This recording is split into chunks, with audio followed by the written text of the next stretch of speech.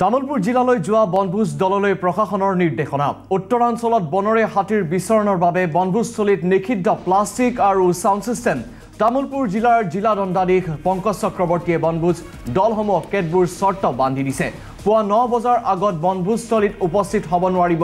বনভোজ দলসমূহে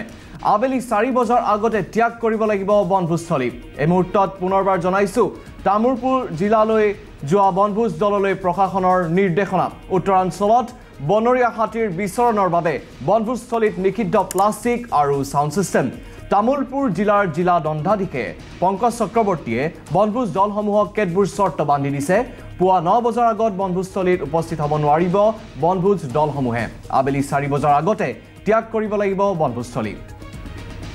আৰু এই মুহূৰ্তত পোনপটীয়া সম্প্ৰচাৰত আমাৰ সৈতে সংযুক্ত হৈছে নলবাৰীৰ senior bureau chief Brajen Talukdar হয় ব্ৰজেন তালুকদাৰ আপুনি জনাওক আমাক যেহেতু আবেলি 4 বজাৰ আগতে ত্যাগ কৰিব লাগিব বনভোজস্থলী আৰু 9 বজাৰ আগতে গৈ পাব নোৱাৰে বনভোজস্থলী এই বিষয়ে আমাক সবিশেষ জনাওক ব্ৰজেন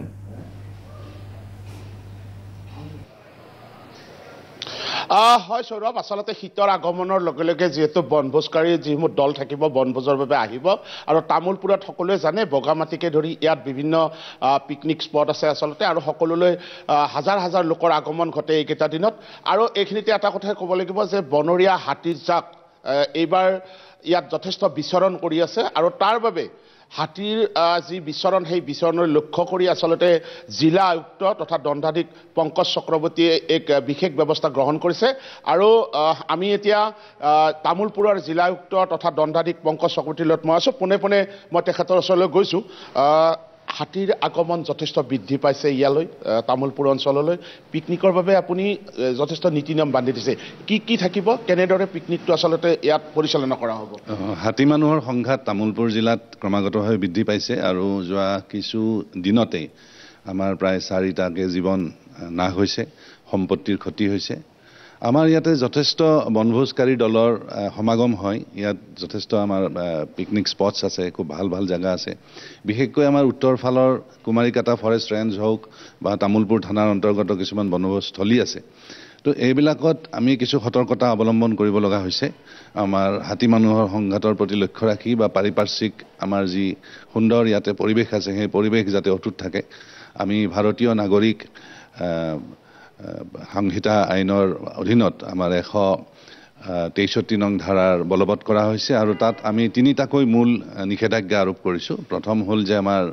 ৰাতিপুৱা 9টা বজাৰ পিছতহে বনভোজস্থলীসমূহত তেওঁলোক সোমাব পাৰিব আৰু বনভোজকাৰী দলে 4 বজাৰ আগে আগে তেওঁলোকে বনভোজস্থলী এৰিব লাগিব এই দুটা প্ৰথম আৰু 3 নম্বৰটো হ'ল যে বনভোজস্থলীত কোনো ধৰণৰ প্লাষ্টিক আৰু আমাৰ যি মিউজিক সিস্টেম সাধাৰণতে মিউজিক সিস্টেমে এটা সাংঘাতিক ধৰণৰ পৰিৱেশ সৃষ্টি কৰে প্ৰত্যেকে বেলেগ বেলেগ ধৰণৰ হাই ভল্টেজ মিউজিক বজায় এটা অপ্ৰীতিকৰ পৰিস্থিতিও হয় সেইখলৈকে গতিকে সেইটো বেন কৰা হৈছে এবাৰৰ কাৰণে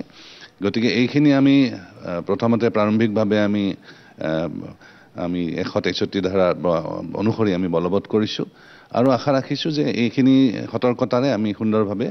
আমাৰ বনভোজসমূহ পৰিচালিত কৰিব পাৰিম এতিয়াও বিচৰণ কৰি আছে হাতীৰ জাকসমূহে আমি গম পাইছোঁ এতিয়াও যথেষ্ট সংখ্যক হাতীৰ জাকে বিচৰণ কৰি আছে হয় আমাৰ হাতীৰ জাক কিছু অঞ্চলত ইফালকে থাকে বিশেষকৈ উত্তৰাঞ্চলত কুমাৰীকাটা ফৰেষ্ট ৰেঞ্জত হওক বা আমাৰ ভূটান যিটো বৰ্ডাৰ আছে সেইটো এৰিয়াত বিভিন্ন ঠাইত তেওঁলোকে হাতীখিনি ঘূৰাঘূৰিকেই থাকে গতিকে তেওঁলোক কেতিয়াবা ডিষ্টাৰ্বড হয় বা মানুহৰ এই লগত যিটো সংঘাত সেই সংঘাতটো নিৰাময় কৰাৰ ক্ষেত্ৰত আমি বিভিন্ন ইতিমধ্যে আমি স্পেচিয়েলিষ্ট তোৰ লগতো কথা পাতিছোঁ আমি IIT গুৱাহাটীকো এপ্ৰ'চ কৰিছোঁ আৰু তেওঁলোকেও ৰেছপন্স দিছে যে কি ধৰণে তেওঁলোকৰ আমি ট্ৰেকিংটো আমি আগতীয়াকৈ গম পাম তেনেকুৱা ধৰণৰ যেনেকৈ আমি ৰেডিঅ' কলাৰ যোৱা মাহত আমি লগাইছে হাতীৰ ওপৰত সেইটো আৰু ইণ্ডিজিনিয়াছ মডেলত আমি কিমানখিনি হাতীক আমি ট্ৰেকিং কৰিব পাৰোঁ বা তেওঁলোকৰ লগত কি ধৰণে সহাৱস্থান কৰিব পৰা যায় বা তেওঁলোকৰ খাদ্য যোগানৰ ক্ষেত্ৰত খাদ্যৰ অভাৱতো তেওঁলোকে ঘূৰে সেইবিলাক কি ধৰণে আমি বেলেগ বেলেগ ডিপাৰ্টমেণ্টৰ লগত জড়িত হৈ কিছুমান ঠাইত তেওঁলোকক সুৰক্ষিত